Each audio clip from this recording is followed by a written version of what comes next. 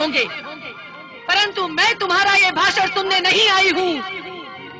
चुपचाप मेरे साथ पाताल लोक चलो, अन्यथा मुझे अपने बल का प्रयोग करना पड़ा तो तुम्हारा ये कोमल शरीर जल जाएगा। अपने अकारण क्रोध और घमंड में लगता है तुम शिष्टाचार भूल गई हो, परंतु मैं नहीं भूली। तुम मेरी अतिथि हो, मुझसे भेंट करने पाताल से स्वर्गलोक तक लंबी यात्रा करके आई हो, थक गई होगी, इसीलिए आओ जल पान करो पुत्री। मेरे शीतल जल के प्रभाव से तुम्हारा उद्धार होगा, तुम्हारा क्रोध, मन, चित्त सब शांत होगा, तब शांति से बातें करेंगे।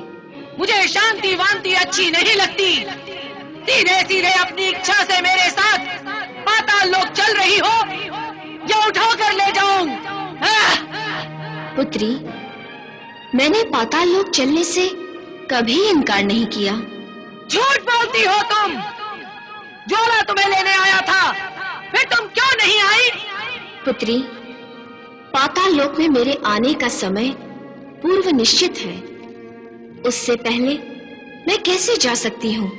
हाँ, यदि उस समय से पहले ले जाना चाहती हो तो इसके लिए तुम्हें ब्रह्मा जी से याचना करनी होगी। असुर लोग कभी हाथ फैलाकर भिक्षा नहीं मांगा करते और ना याचना किया करते हैं। असुरों को जो चाहिए अपनी शक्ति से छीन कर ले जाते हैं। असुरों को गंगा चाहिए और मैं तुम्हें बलपूर्वक उठाकर पाताल लोक ले जाऊंगी। ज्वालासुर की भांति तुम भी हठीली हो। कृत्य होना। ठीक है, यदि तुम मेरी बात नहीं मानना चाहती तो जो तुम्हारी इच्छा है वो करो।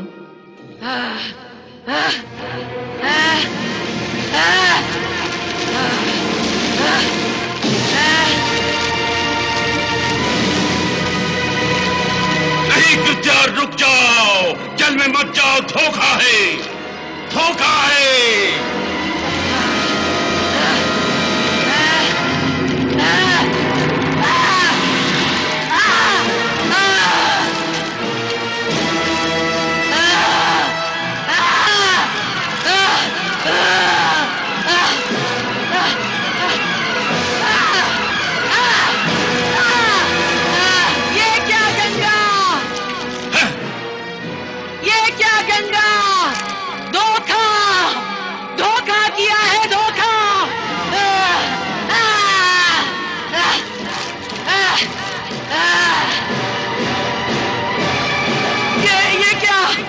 शरीर तो घुलने लगा है।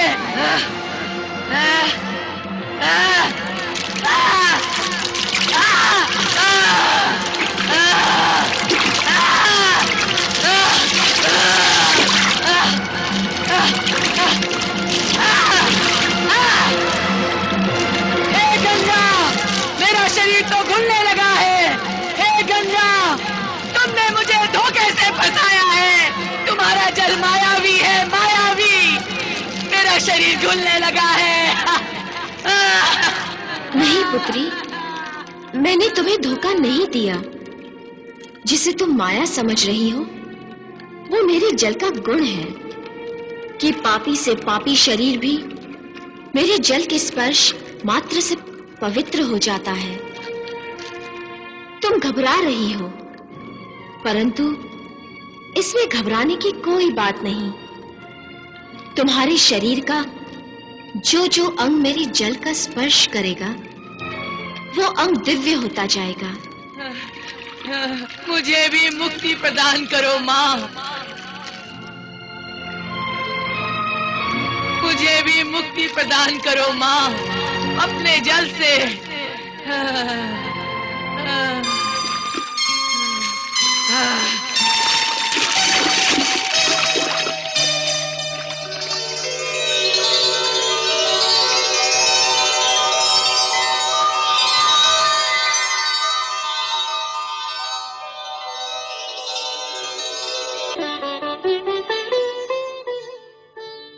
हे माता, आपने मुझे सचमुच पवित्र कर दिया है और कई जन्मों के पापों से मुक्त कर दिया है। माँ, आपका कोटि कोटि धन्यवाद है। माँ, आपने पवित्र किया है तो मुझे अपने श्री चरणों में स्थान दो। तथास्तु।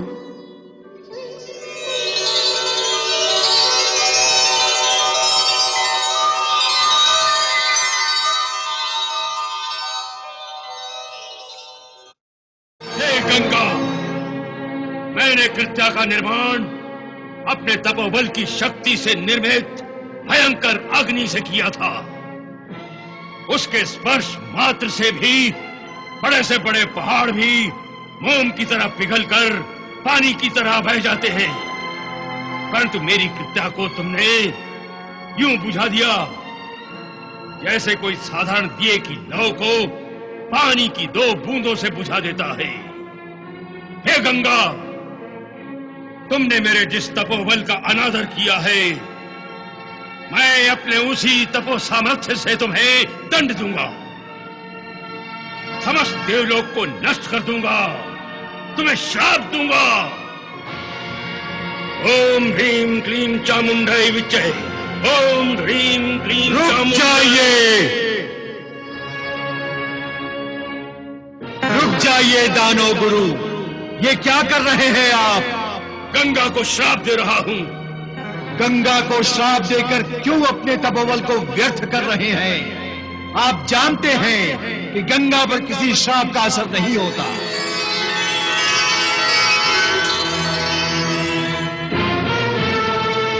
कौन? देवगुरु बृहस्पति? हाँ, दानवों के गुरु शुक्राचार्य की सेवा में बृहस्पति का सादर प्रणाम। प्रणाम? परंतु मैं जानता हूं कि देवताओं के गुरु बृहस्पति दानवों के गुरु शुक्राचार्य को सादर प्रणाम करने नहीं आए हैं, उसकी हंसी उड़ाने आए हैं। हंसी नहीं महर्षि शुक्राचार्य, महादेवी गंगा ने कृत्या का वध नहीं किया है, उन्होंने तो उसका उद्धार किया है, उसके शरीर को दिव्यता प्रदान की है। परंतु मेरी दृष्टि में यह कृत्या का वध है, क्योंकि जो देवताओं के अधीन हो गई वो मेरे लिए मर गई। परंतु देवताओं को मेरी एक शक्ति को परास्त करके प्रसन्न नहीं होना चाहिए, क्योंकि मेरे पास कृत्या से भी भयंकर शक्तियां हैं, भयंकर।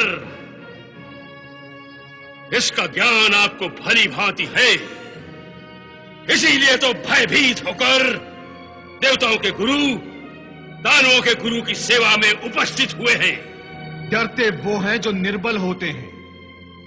देवताओं में बल का अभाव नहीं है, और अब तो उनके पास गंगा जी की शक्ति भी है, इसीलिए उन्हें अब किसी का डर नहीं है। डर नहीं है?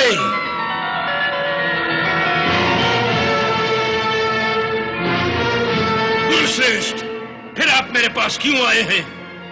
भृगुश्रेष्ठ, मैं इसलिए आया हूं कि देव और दानव जिस महाविनाश की ओर बढ़ रहे हैं, उस महाविनाश को हम दोनों मिलकर रोक सकते हैं। इस समय दानव जो योजना बना रहे हैं, उसका एक ही परिणाम होगा, भयंकर देवासुर संग्राम। चारों तरफ त्राही त्राही मच जाएगी। इसको और कोई नहीं रोक सकता, केवल आप और मैं मिलकर रोक सकते हैं। हम दोनों का कर्तव्य है कि हम इस अधर्म से बचें और बचाएं। इसी उद्देश्य से मैं शांति का प्रस्ताव लेकर आया हूं। शांति का प्रस्ताव? शांति और ऊंचे आदर्शों की बातें वो करते हैं जिनके मन में कहीं ना कहीं भय छुपा होता है। ये स्वार्थ की रक्षा का उपाय है। आपके इन्हीं उपायों से बेचारे दानव अपने अधिकारों से सदा वंचित रहे हैं। परंतु याद रखिए, देवताओं की दानवों से संधि अर्थात प्रकाश और अंधकार में संधि कदापि नहीं हो सकती। नहीं भार्गव, शांति के प्रस्ताव को ठुकराने से पहले गंभीरता से सोचिए कि देवासुर संग्राम का परिणाम क्या होगा। परिणाम चाहे जो भी हो देवगुरु, परंतु शोषण करने वालों के साथ शांति कदापि नहीं हो सकती। शोषण? कैसा शोषण? ये आप